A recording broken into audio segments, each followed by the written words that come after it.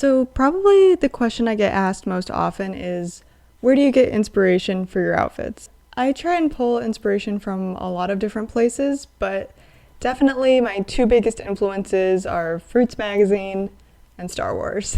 Several years ago, I had the chance to see an exhibit on the Star Wars costumes at the Denver Art Museum, and it totally changed my life. To this day, the costumes that were conceptualized by Ian McCaig and designed by Trisha Biggar are my biggest source of inspirations, and specifically within that, the designs that were made for Padme in the prequels. Something about the way that they combined all these historical and cultural influences, especially Japanese fashion, but recontextualize them in a futuristic setting, really speaks to me. So today I'm going to be recreating one of the most iconic Star Wars costumes and one of my personal favorites, Padme's headpiece from her throne room gown outfit.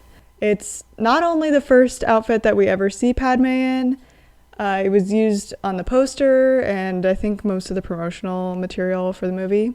It has this massive cowl with big wings that frame her face on either side, and in the middle of her forehead, the Jewel of Zenda. And probably when most people think about Padme, this is the image that comes to mind. So no shade to Miss Biggar or her designs, because I have nothing but the utmost respect for her. But there are a few things that I want to change when I recreate this piece on my own. So I think we can break this down into a few steps. I'll start by conceptualizing and designing what I want to make, then going out and getting all the materials, figuring out what I'm going to use, actually constructing the headpiece, and then putting everything together for the final look. I'm really excited about this project, but I also have no idea how I'm going to make it or how the pieces are going to go together. So let's not waste any time and get started. So to start out, I drew two concepts for what my version of Padme's headpiece could look like. One that drew more on her later outfits with a black palette, velvet, and beads, and one that was inspired more by the desert of Tatooine. I asked you guys on Instagram which design you liked more, and you overwhelmingly voted for the black headpiece. My Instagram link is in the description if you want to be a part of voting on future projects, or just see sneak peeks. So some of the changes I wanted to implement in my design were to make the gold parts look like chrome instead, to add bead detailing around the trim of the cowl and attach the jewel, and to turn the hair from brown to black to match my own hair color. Because Star Wars is such a popular franchise, there are a lot of pre-existing tutorials and references for Padme's headpiece, and I linked the ones I used in the description below. The first piece I needed to make was the base for the hair. I wanted this to be as lightweight as possible, so I used foam. My trick for getting an organic curved shape without using a French curve is to use a piece of yarn or a necklace and drape it, and then trace the curve. The shape will be a lot more fluid than if you just freehand it yourself.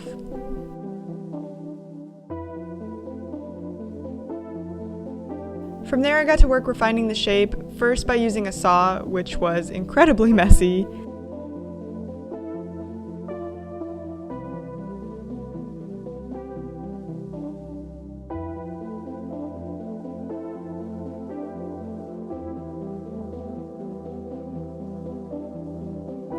and then sanding and using a surfworm.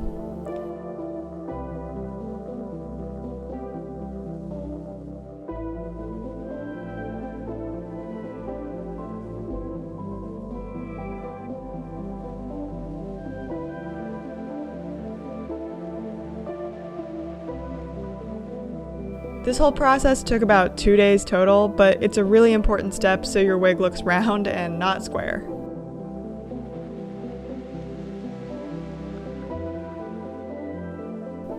Then I covered the foam in some leftover felt I had.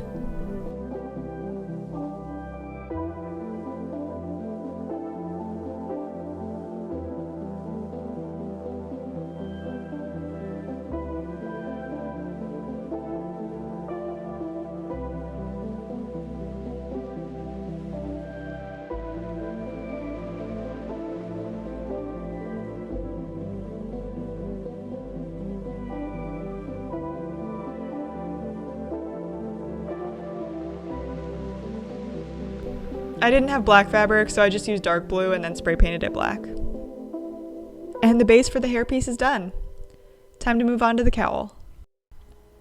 I mocked up all the pieces in printer paper first so I could constantly check the shape and measurements on my own head and adjust easily. Once I was happy, I cut out the shapes in EVA foam.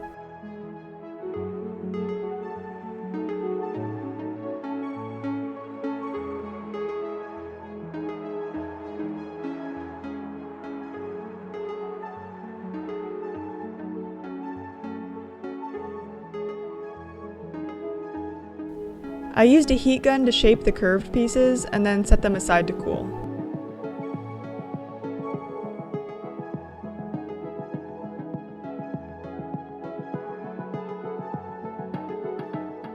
For the center jewel and little pointy topper thing, I used polymer clay.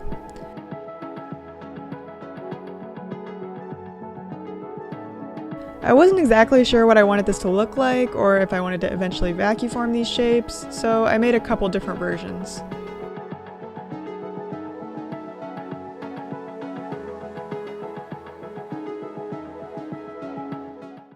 Good morning. It's been a while since I sat down and talked to the camera because I wasn't really feeling like it, so I thought I would break up some of the progress video with just a little chat. It's going pretty well, honestly. The most annoying part was definitely shaving down the foam. That took forever, and I have a thing with touching styrofoam. I don't know if you guys also have this, but it just like sends a chill up my neck like nails on a chalkboard when styrofoam squeaks together or anything like that. So that was really unpleasant for me. I also just finished watching Andor. I know I'm really behind. It's by far the best Star Wars property out there. It's so good, and I really recommend it if you haven't seen it already. It's incredible, and there were so many costumes that really inspired me. I have a lot of ideas of things I want to recreate from the show, so that was exciting. I have all of the forms made for the headpiece except for the little ear pods because I need to go buy aluminum foil for that. Everything besides that is done right now. I just need to spend this weekend vacuum forming, plasti dipping, painting, covering in fabric, all the really fun parts. And yeah, I don't have any weekend plans because one of my friends got COVID, unfortunately, so I can just spend the whole weekend working on this project, basically. So let's get to the fun part. The decorating and bedazzling. The last pieces I needed to sculpt were the little ear pods that go on either side of the head. I balled up aluminum foil as the base so I wouldn't use more clay than was necessary, and then I tried to make them as symmetrical as I could.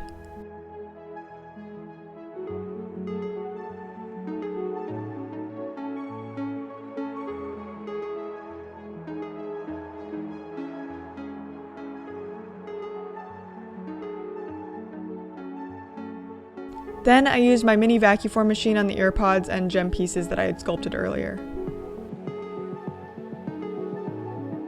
Before spray painting, I had to give my foam pieces a coat of plasti dip.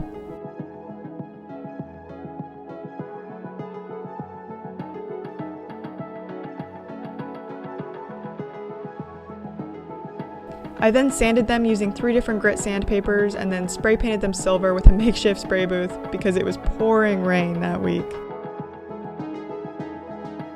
I just picked up some synthetic hair from a local beauty supply store, and it came in a pack of 12 or so big wefts. This made it really easy to go piece by piece when laying the hair.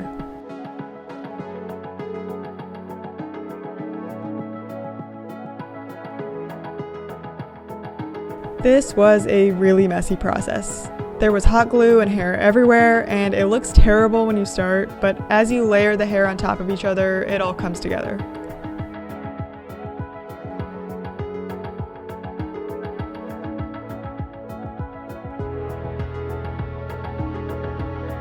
Really, the biggest key to making it look silky smooth is to go over the hair with a heat gun when you're done. This will only work with synthetic hair, but it makes everything shrink and melt into place until it looks perfect.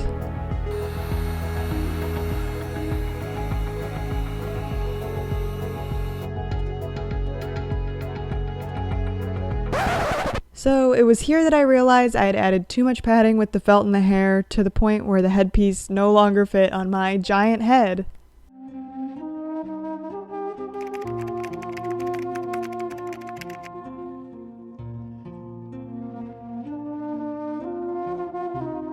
I ended up having to redo a lot of work on the hair in order to reshape the foam to my noggin, so lesson learned. Measure twice, cut once. The next step was to cover all of the necessary foam pieces in fabric.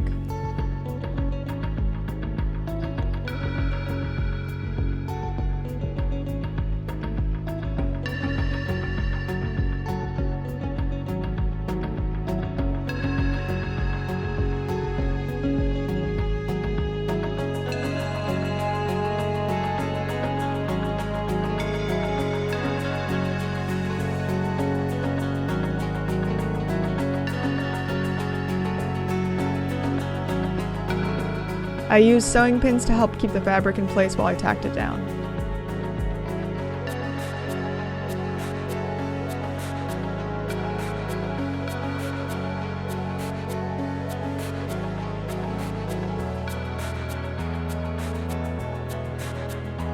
Then I just assembled everything together with the spray painted pieces.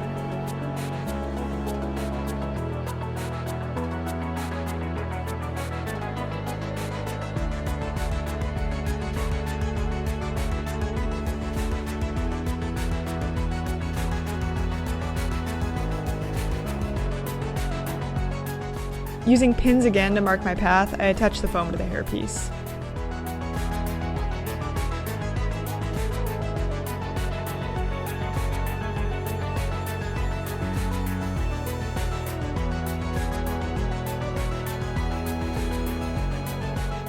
From there it was just little details, like adding seed beads along the forehead edge of the cowl and attaching the top ornament.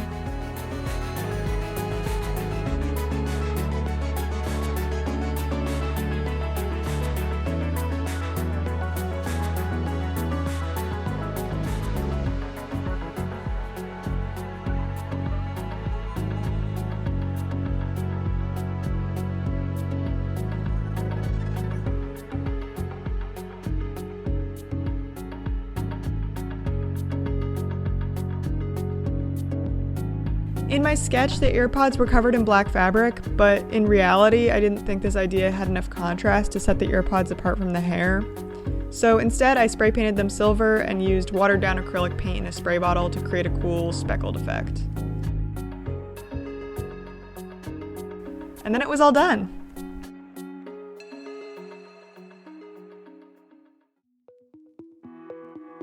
The makeup for this look is really quick and easy. I based myself out in a white cream face paint and then went over that with white powder to set.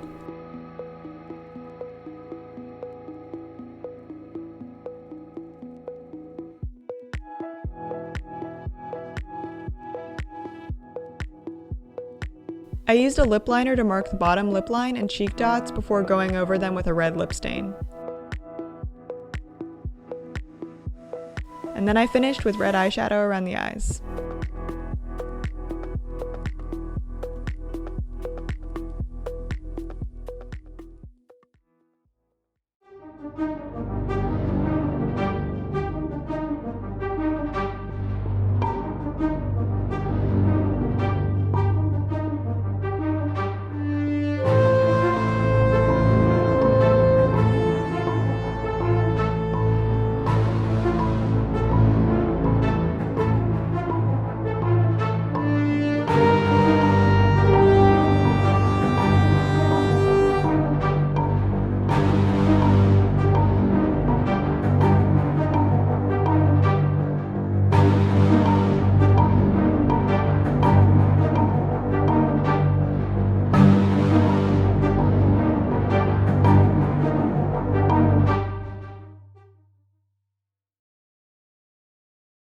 It's all done. I can't say it came out exactly how I wanted, but it did come out pretty close to the sketch that I originally made, so there are definitely things that I would change if I used the techniques I used in the future, but considering this was my first time ever using EVA foam and hair, first time really sanding something, and only my second time using the vacuform, I think it came out pretty good. It's passable. Some things I would refine in the future. I wish the silver parts looked more like metal. All of the tutorials I saw online where they really got the EVA foam or plastic to look like metal, they all used an airbrush. So that's something maybe to think about going forward. I think I probably could have resolved the jewel in the forehead centerpiece a little bit better, but the way it looked when I made it, when I put it on the headpiece, it really just looked like 5th grade school play costume. So I thought it was better to just leave it off entirely. I could have probably figured it out though. Overall, this was a really fun project for me. It didn't take as long as I thought it would. It took about 3 weeks. It didn't take that long. And now that I know the basics, going forward it would be a lot faster. So I really want to get into making my own wigs and headpieces now because I love headpieces and hats. I have so many hats, in fact, that my boyfriend says I can't buy any more hats because we don't have any room for them. But yeah, it was really fun, and it was really cool to learn more about the fabrication and history behind some of the Star Wars costumes in the process. I hope this was at least somewhat entertaining for you and that you like the finished product. And if you want to see more, please like, comment, share, all the things that the algorithm likes. And I will see you in the next video.